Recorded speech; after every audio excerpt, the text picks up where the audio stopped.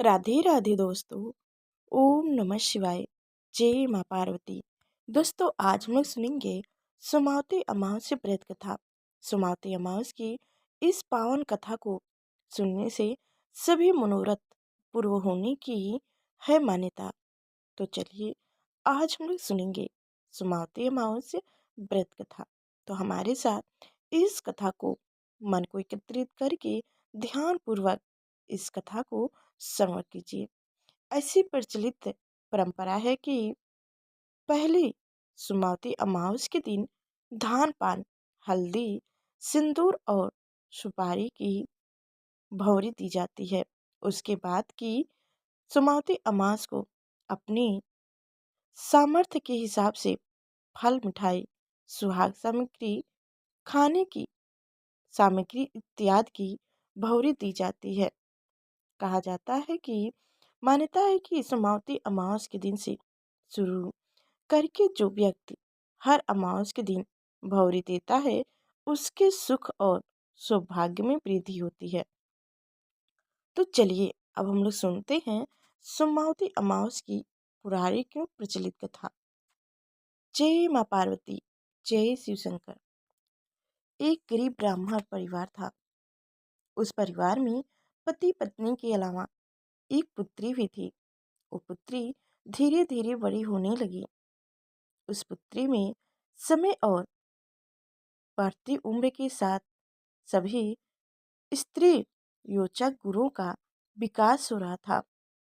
वह लड़की सुंदर, संस्कारवान एवं गुणवान थी, किंतु गरीब होने के कारण उसका विवाह नहीं हो पा रहा था। एक दिन उस ब्राह्मण के घर एक साधु महाराज पधारे। वो उस कन्या के स्वभाव से काफी प्रसन्न हुए। कन्या को लंबी आयु का आशीर्वाद देते हुए साधु ने कहा कि इस कन्या के हथेली में पिया विवाह योग्य रेखा नहीं है। अगर विवाह हो भी जाता है तो कम उम्र में विधवा होने का भय है। तब ब्राह्मणी दाम्पत्य ने साधु से उपाय पूछा कि कन्या ऐसा क्या करे कि उसके हाथ में विवाह योग्य बन जाए। साधु ने कुछ देर विचार करने के बाद अपने अंतर्दृष्टि से ध्यान करके बताया कि कुछ दूरी पर एक गांव में सोना नाम की धोबिन जाति की एक महिला अपने बेटे और बहू के साथ रहती है, जो बहुत ही आचार्य विचार और संस्कार संपन्न तथा पतिव्रता है। यदि यह कन्या उसकी सेवा करे और वह महिला इसकी शादी में अपनी मांग का सिंदूर लगा दे, उसके बाद इस कन्या का विवाह हो तो इस कन्या का विधवा योग्य मिट सकता है। साधु ने एक भी बात बताया कि वो महिला कहीं आती जाती नहीं है। ये बात सुनकर ब्राह्मणी ने अपने बेटी से धोबिन की सेवा करने की बात कही। अगले दिन कन्या प्राप्त काल ही उठकर सोना धोबिन के घर जाकर साफ सफाई और अन्य सारे काम करके अपने घर वापस आ जाती। एक दिन सोना धोबिन अपनी बहू से पूछती है कि तुम तो सुबह ही उठकर सारे काम कर लेती हो और पता भी नहीं चलता।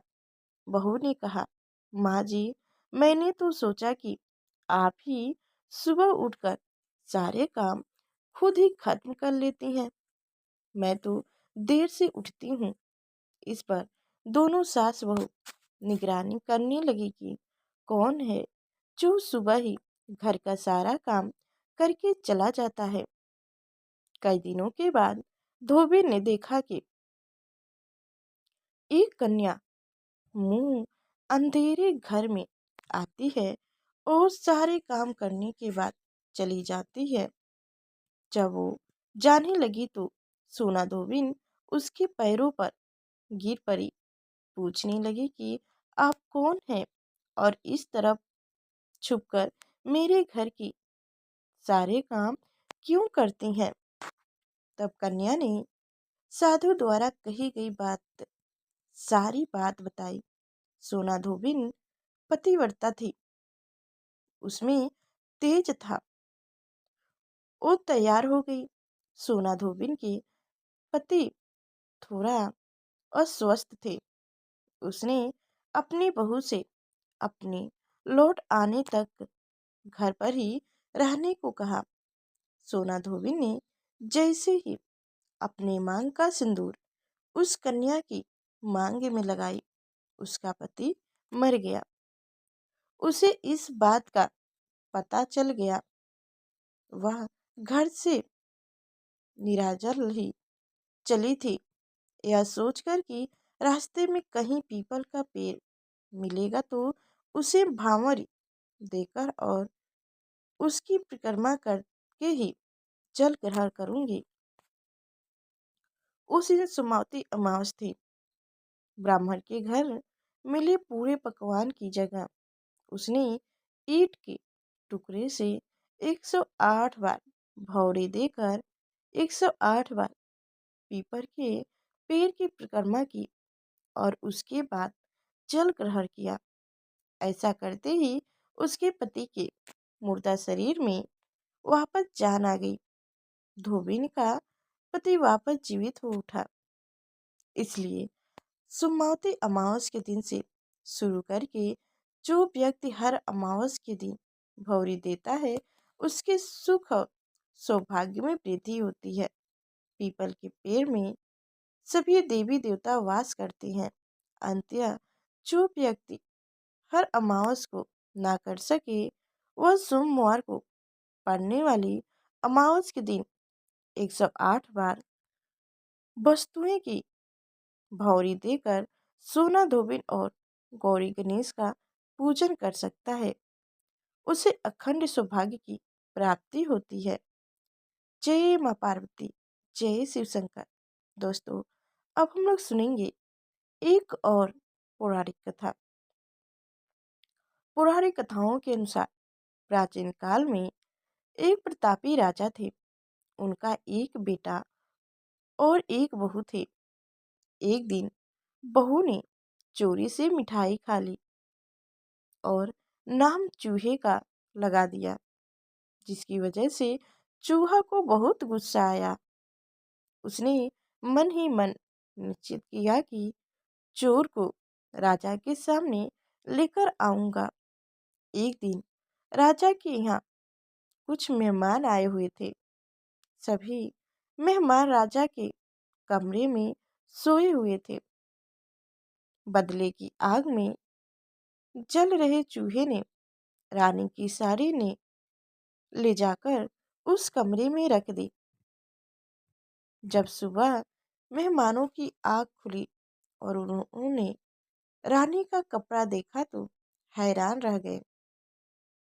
जब राजा को इस बात का पता चला तो उन्होंने अपनी बहू को महल से निकाल दिया।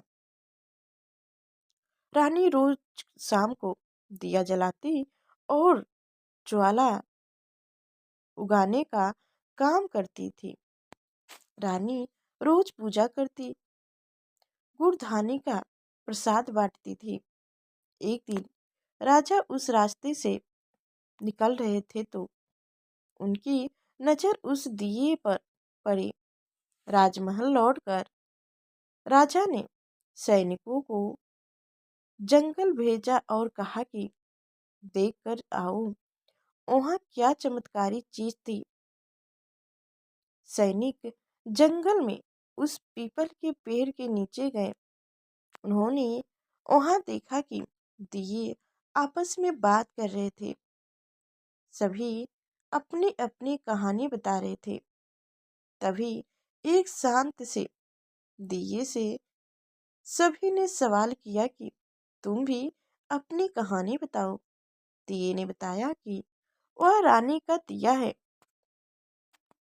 उसने आगे बताया कि रानी के मिठाई चोरी करने की वजह से चूहे ने रानी की सारी मेहमानों के कमरे में रख दी और बेकसूर रानी को सजा मिल गई। यह सारी बातचीत सैनिकों ने महल में आकर राजा को बताई, जिसके बाद राजा ने रानी को माफ कर दिया और महल वापस बुला लिया। जय शिव शंकर, जय माँ पार्वती। दोस्तों, ये थी सुमावती अमावस्या व्रत कथा। तो हमारी कथा कैसी लगी कमेंट में बताने के लिए जय शिव शंकर, जय माँ पार्वती अवश्य लिखिएगा। और हमारी कहानी जरा सी भी अच्छी लगी हो तो लाइक शेयर कमेंट अवश्य करिएगा। जय माँ पार्वती।